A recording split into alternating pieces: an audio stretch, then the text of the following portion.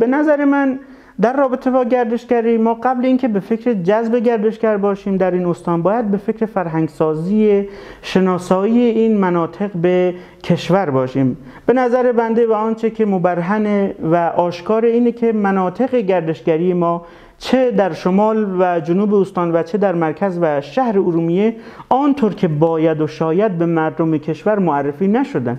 چه بسا جاهایی هستن که شاید خود شهروندان ما هم نشناسن. بعد فرهنگ سازی این که ما شناسایی کردیم این مناطق رو و معرفی کردیم به کشور، بحث زیرساخت ها برای گردشگریه. ما الان گردشگر وقتی که میاد اینجا به غیر از اینکه نمیشه، ما زیرساخت خاصی هم نداریم برای بعضی جاها. واقعا هیچ کاری نشده.